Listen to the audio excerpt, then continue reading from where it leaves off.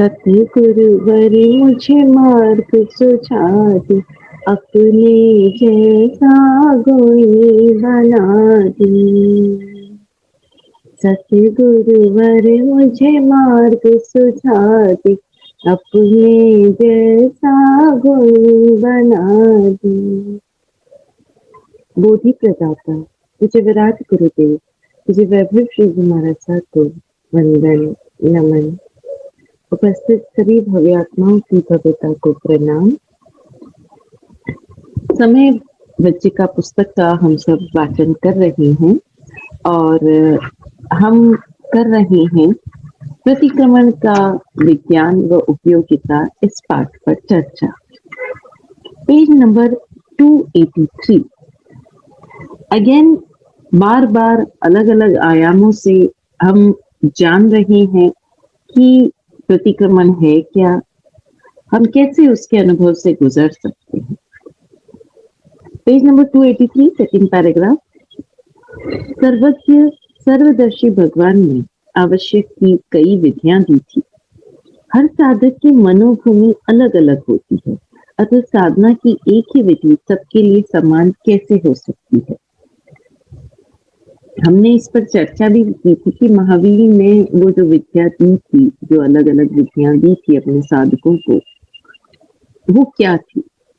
तो इसको बस इतना समझ लें कि ये उल्लेख आता है। बाकी क्या विधियां दी, ये तो शिष्य और गुरु के बीच का मामला होता है। हमने कुछ एग्जाम्पल्स भी देने का प्रयास किया, लेकिन वो एग्जाम्पल मैं सही बताऊं तो इट वाज जस्ट जो अनुभव, क्योंकि इतने सालों से प्रतिक्रमण करते हुए जो मेरा अपना अनुभव था उसमें से कुछ एक को मैंने कुछ टूटे फूटे शब्दों में रखने की कोशिश की। बाकी तो आप स्वयं उतरते जाओ, आपको रास्ते मिलते चले जाएंगे। आप अपने अनुभव में उतरते जाओ, आप अपने ही भीतर उतरते जाओ, जानते जाओ। सत्य सनातन है, अद्वैत है, किंतु उस तक पहुंचने के मार्ग विविध है। This simply like you can understand it कि एक माउंटेन पीक है ना। somebody starts from the north, somebody starts from the south, somebody starts from the west. अब जो जहां से निकला है और पहुंचा है, वहां जाकर उसे समझ में आएगा कि सारे रास्ते उसे एक जगह ही आ रहे हैं, और फिर वो वहां से नीचे उतर जाएगा। स्वामी रामकृष्ण परमहंस के बारे में आप सब जानते हैं। बहुत सारे लोगों ने ये बात कही कि सत्य एक ही है, उसको अलग अलग मार्गों द्वारा वहां पहुंचा जा सकता है, लेकिन एकमात्र स्वामी रामकृष्ण परमहंस ऐसे हुए जिन्होंने अलग अलग विधियों से वहां पहुंच के देखा। मतलब जब वो कुरान के उधर उसका अध्ययन कर रहे थे, उसकी साधना कर रहे थे उन वचनों का, तो वो ऐसे मौलवी हो गए थे कि वो बकायदा नमाज पढ़ रहे थे, बकायदा अजान दे रहे थे, सब कुछ वैसा ही कर रहे थे। जब वो सखी संप्रदाय की ओर से साधना, मेरे ख्याल से कोई मुसलमान ने भी वैसी साधना नहीं की होगी जैसी रामकृष्ण परमहंस ने की, जैसा हमें वर्णन पढ़ने को मिलता है। मिली तो मैं भी नहीं हूँ, ज्ञानियों के मुख से सुना है। जब ये बात तो हमने गुरुदेव के मुख से सुनी कि जब उन्होंने सखी संप्रदाय की साधना शुरू की। सखी संप्रदाय एक ऐसा संप्रदाय है बंगाल में जो ये मानता है कि पुरुष तो एक ही है, कृष्ण, बाकी सब स्त्रियां हैं। तो वे लोग सब कृष्ण को अपना पति मानते हैं, जो भी साधक है, और खुद को स्त्री मानते हैं, खुद को उनकी प्रेमिका मानते हैं या भक्त मानते हैं, जो भी। और प्रतिपल इसी तरह जीते हैं कि जैसे वो उनकी स्त्री हो और कृष्ण उनका पुरुष पति हो। रामकृष्ण परमहंस ने जब ये साधना की, वो उस साधना की गहराई तक पहुंचे और वर्णन मिलता है कि उनके स्तन उभर आए। चलो, स्तन उभर आना तो इट्स लाइक सभी में पुरुषों में होते भी हैं, तो हो सकता है किसी के कुछ कम ज्यादा और स्तन उभर आए, तो it can be a medical, उसको साइंस शायद एक्सप्लेन भी कर दे। लेकिन कहते हैं उनको मेंस्ट्रुअल साइकिल शुरू हो गया, माहवारी शुरू हो गई, और ये एक ऐसा चमत्कार था कि साइंस भी उसको समझा नहीं पाया। भीतर की उनकी अवस्था ही बदल गई। शायद सखी संप्रदाय का खुद का कोई साधक भी उस लेवल तक नहीं पहुंचा होगा जहां तक रामकृष्ण परमहंस पहुंचे। तो कहने का अर्थ ये है कि हम सब कहते तो यही है कि सत्य एक है, उसे किसी भी मार्ग से पहुंचा जा सकता है। किसी मार्ग से तो छोड़ो, हम तो एक मार्ग पर भी स्थिर नहीं रह पाते। थोड़ा सा चलते हैं और फिर उतावल होने लगती है, अभी तक पहुंचे नहीं, अभी तक पहुंचे नहीं, अभी और पहुंचे नहीं, कितना दूर है, कितना दूर।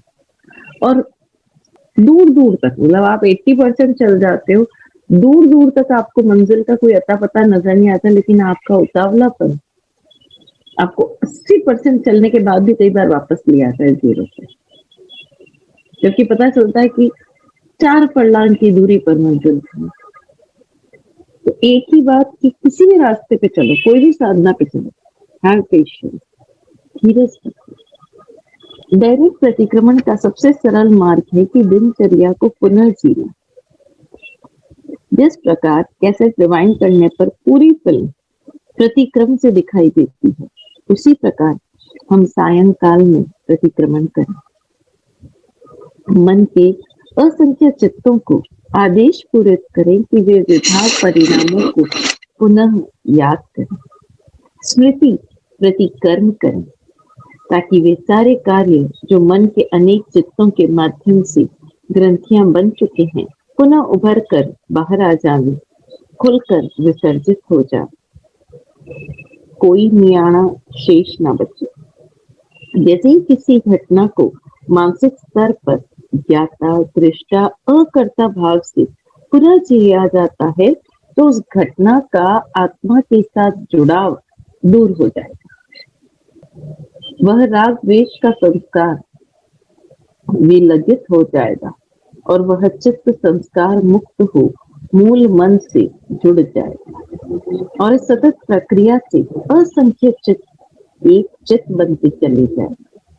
साधक का साध्य अनेक चित्ता से एक चित्ता होना है, जो कि प्रतिक्रमण से संभव है।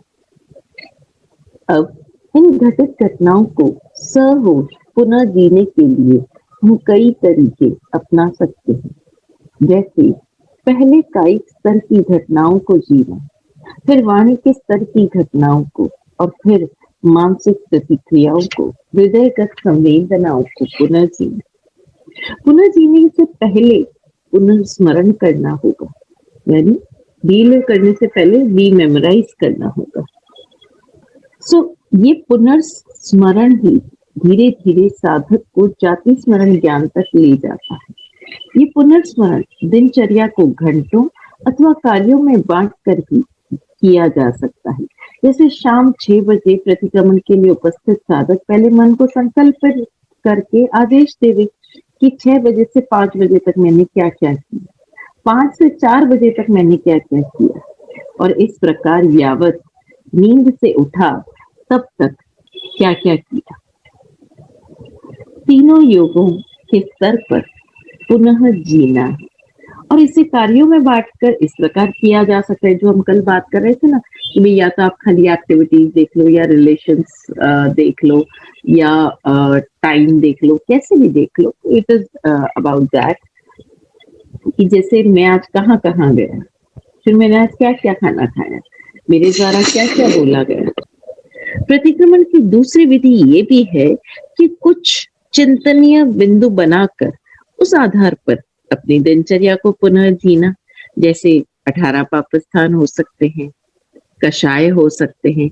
आज मैंने दिन भर में किस किस पर क्रोध किया, कहाँ कहाँ मेरा एंगर फूटा, कहाँ कहाँ मेरी डिजायर्स जगे, सब कोई भी आप बिंदु बना लीजिए, सब में सारा कुछ कवर हो जाता है। ग्रहित व्रतों को उनके स्वरूप एवं उसमें लगे अत्याचार सहित याद कर पुनः जीना भी प्रतिक्रमण है।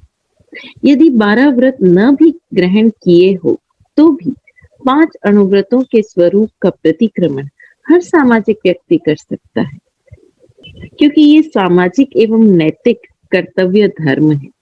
आपने 12 व्रत नहीं ग्रहण किए, कोई बात नहीं, आप 5 जो अणुव्रत है वो एक मॉरल ड्यूटी की तरह आप उसको देख सकते हो और उसका प्रतिक्रमण कर सकते हो, जिनका पालन हर गृहस्थ का नैतिक धर्म है एवं उल्लंघन अपराध भी।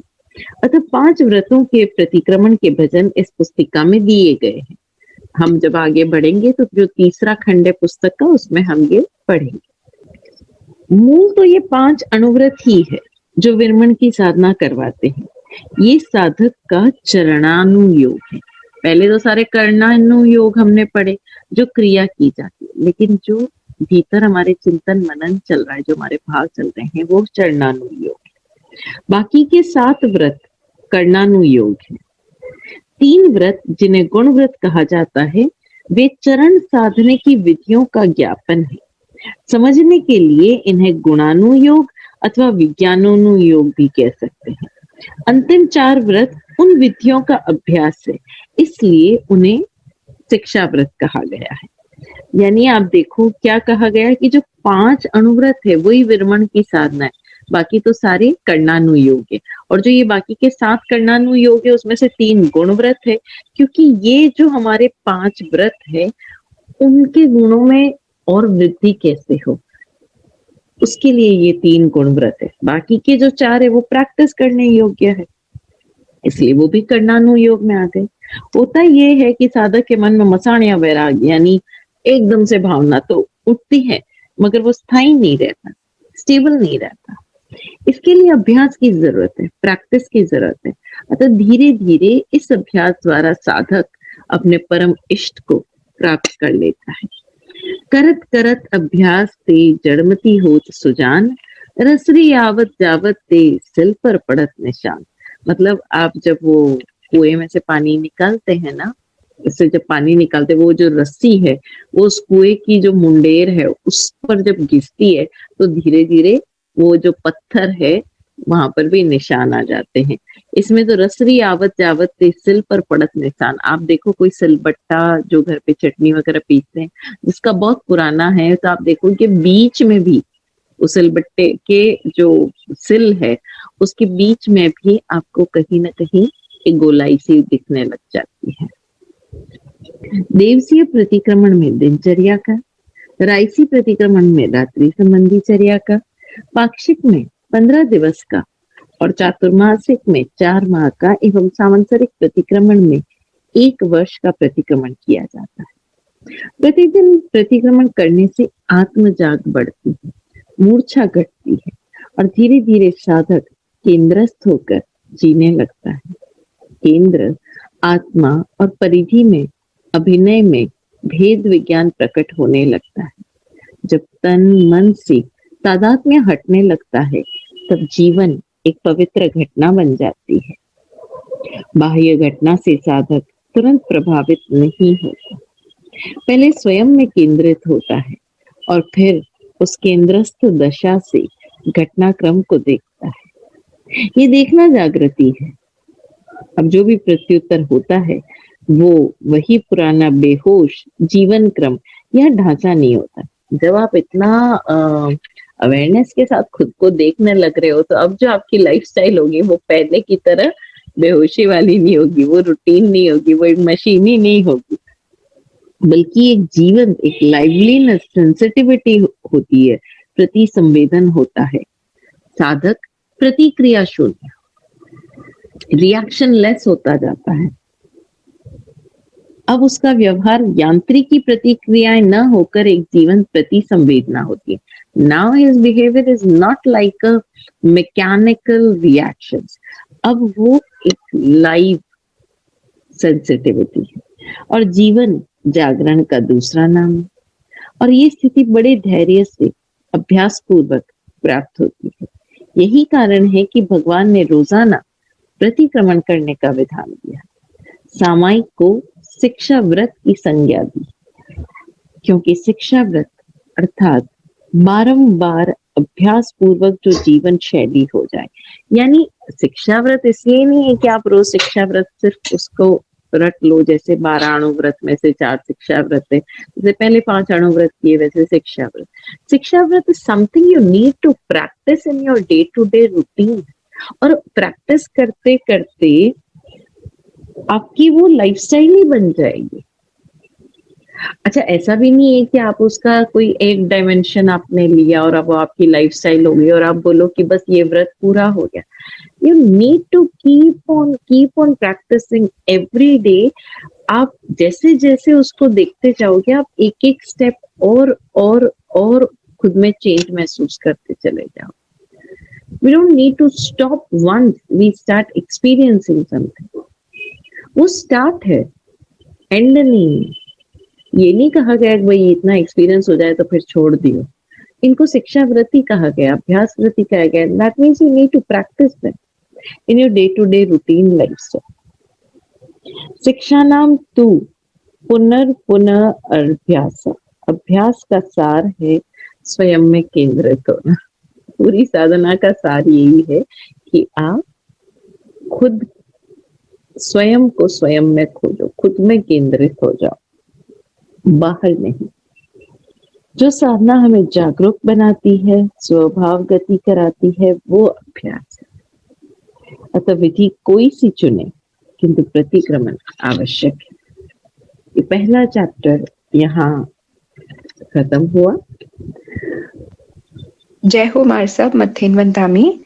My question is that even if we're doing our routine activities, maybe that a particular day, gussa nahi kiya, kuch bhi nahi kiya, it was a normal day. So then in what context should we think about the day? नहीं, think about me, it's just a review ना। No, so even for the normal activities, we should conduct the activity कि जैसे यहाँ पर गुस्से का अर्थ ये नहीं होता कि आपने जोर से बोला, जोर से नहीं। गुस्से का अर्थ ये है कि आपका जो एक रिस्पॉन्स होना चाहिए, एक ग्रैटिट्यूड फीलिंग मस्त वाली, मस्त होकर, क्या आपने उस रिस्पॉन्स को, जो एक जनरल एक आहा अनुभव होता है ना, क्या आपने उस रिस्पॉन्स को कहीं रोका, किसी कारण से आपका वो रिस्पॉन्स बाधित हुआ? वो क्रोध है, क्योंकि हम लोग ना बड़े समझदार लोग हैं कॉन्शियस लेवल पर, you know, we are very good actors. हम बोलेंगे हमने कौन गुस्सा किया था, हमने तो इतने प्यार से बोला था आप खाना अभी लेंगे, इतना लेट। अभी क्या हुआ, आपने गुस्सा नहीं किया, सामने वाले को पता भी नहीं चलेगा, but you know yourself better कि आपने क्या पूछा है और किस टोन में पूछा है और क्या है, what do you wanted to say. हमें उससे कोई मतलब नहीं है कि बाहर स्टेज पर क्या आया, स्क्रीन पर क्या आया, हमारे अंदर कौन सी फाइल बन गई, कौन सा डेटा डाउनलोड हो गया, उसको देखना है ना। तो गुस्सा और एंगर जब हम बात करते हैं चार कषायों की, क्रोध मान माया लोभ, सो क्रोध is not only when you react aggressively, any reactions which is not into the frequency of gratitude, or it is not a spontaneous aha reaction, उन सबको चेक कर लेना भाई, कहीं ना कहीं गुस्से का कोई ना कोई पुख्त तो हो गई। जी मार साहब जी, thank you, thank you. It has made a lot of difference. Even when I get into the car, I think ki, Aabhar, and I feel I first take permission, Agya and Aabhar. These are the two things that I've started following. So with little things, I feel say घर पे छोटे plants हो गए, या तो even the door. So I kind of पहले कुछ लग नहीं रहा था कि ओके, जैसे now it's at a conscious level, we are action is not fully, I can't say fully, in that direction it is getting towards that. yes. Yeah, so that's because of the gratitude prayers.